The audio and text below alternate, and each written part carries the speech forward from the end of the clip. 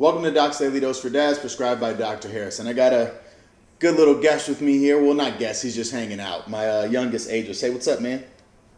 You say hi? You gonna speak? Hi. Yeah. We're chilling before he goes to school. Anyways, I got a short video for you today. This is about doing homework with your children. My oldest, who's in 4th grade, he's starting to get more and more homework coming home with him, where he's got 3 to 4 worksheets to do per day, and it's a new thing. You know, the effort that he has to put in to get this stuff done is a lot different than K through 3rd.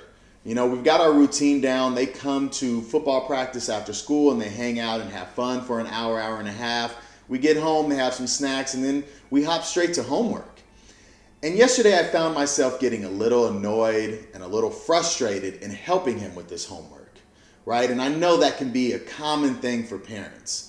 He was doing a English writing assignment where he had to come up with a title, a topic sentence, 3 supporting details, and a conclusion. Now, as we went through this, I started off just kind of helping him through, helping him understand what idea he wanted and what the supporting details were supposed to be all about, and guiding him through it that way. But as he went along, he started getting more and more complicated, more and more complex with his sentences. I don't even know how to describe it besides overthinking what he was doing. And I kept telling him, just keep it simple. You know, make your statement, support it with some facts, and then close it all out. That's all you have to do. And as I kept reiterating that same thing to him, he kept making it more and more complex. And I started to get frustrated. I started to get annoyed because I felt like he wasn't listening to me, right? But it wasn't about that. Because as soon as I got frustrated and annoyed and the level went up a little higher than it needed to be, well, it shouldn't have been high at all. But as soon as that level got to a certain point where I was really annoyed and you could see it and hear it in my tone of voice, you know what happened? He shut down. He got discouraged. He stopped believing in himself and his ability and his skill to do that homework. And it made me think about when parents help their kids. We can easily get frustrated, right? Because part of it is we're not thinking about the process in which that kid is going through at the moment. Instead, we're thinking about the fact that we know this. It's simple. It's straightforward. You're only in 4th grade. How hard could this be, right? But I had to stop and realize, well, I teach graduate school and grade graduate school papers. I have published articles in scientific journals. I've done write-ups for magazines. So writing is a very strong skill for me, but it's easy because I've learned the formula. But I didn't just know the formula. Like I said, I had to learn it. And that's what he's doing. He's going through the process of learning it. And I had to stop and understand that this is about making mistakes. It's okay if it's not perfect. Hell, it'll never be perfect. Ask any writer or anybody who's done anything, they're never satisfied with their work. Right? My job is to just help him through, help guide him through it, support him in that. And then when he takes it to school and the teacher corrects it, they give it back to him for feedback. And then there you go. He can learn that way and acquire that skill. But I can't get frustrated. I can't get annoyed no matter how many times it takes for him to understand the rules of writing or the rules of mathematics, or for it to click for him to understand, aha, this is it. I got it. So you got to kick back. And remember, this is a process of learning. This is a process they have to go through in order to better their skills. Think about any athlete, right? They're going to make mistakes as they practice and get better and repeat and repeat.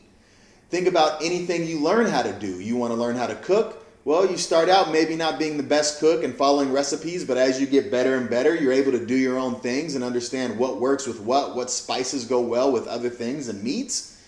Same thing with the process of homework in school, right? He's got to start out with, this is where I'm at. My teacher's going to correct it. My parents are going to help me through and support me on it. And I'm going to better that skill. The learner's always right. Right? The learner is only going to do what his environment is set up for him to do. So if the learner is being yelled at, if he's being demeaned in any kind of way or feeling frustration coming from the part of the teacher, well, guess what happens when you get annoyed and you start getting that nasty tone, like, come on, this is simple, just do it. They shut down. And I don't want him to shut down in learning his skills. especially a skill so crucial and essential and critical to life like writing, right? I want him to embrace that challenge. I want him to learn and grow. I want his writing to grow. I want him to excel at whatever it is he's interested in. And also, once you start getting frustrated and it's something that they don't take too easily, well, guess what? Besides shutting down, they decide, I'm not good at it. I don't like it. I'm not going to do it. And what you could have done was crush the next great novelist. You could have crushed the next great screenplay writer because you didn't want to take the time to check your own emotions, spend your time helping them through that. And I was at fault with that yesterday. I didn't do a good job with that. So I had to stop and say, you know what, son? That sentence is fine. That's how you want to write it. Don't worry about it. You make your point. It's not about it being right or perfect or accurate. It's about you learning. So here's what topic sentence means. Here's what supporting details mean. Here's what conclusion means. Write however you see fit with that explanation. Let's just make sure we got a capital letter to start the sentence, a period at the end, and the rest your teacher will handle. She'll correct it. She'll shape that. I'll help you through it, but I'm not going to get mad or frustrated or annoyed or upset anymore, right? Because I want you to enjoy this process. And I want you to be comfortable coming to me to ask you for help. Because one, again, they'll get discouraged. Two, you'll kill that skill or something that they could have enjoyed, but will just say, I'm not good at it, and they'll stop doing. And guess what else happens? They stop coming to you for help. Why would I come to my mom or dad for help on homework when all they're going to do is yell at me? All they're going to do is get frustrated and annoyed with me, which makes me feel stupid. I'd rather just go to school, have my teacher help me, or just not care about it at all and, throw my hands up at school. So remember, when your kid comes and asks you for help with homework, be gentle, be kind, be sincere, be supportive, be loving. Help them through it. Don't do it for them, but allow them to make mistakes. It's okay.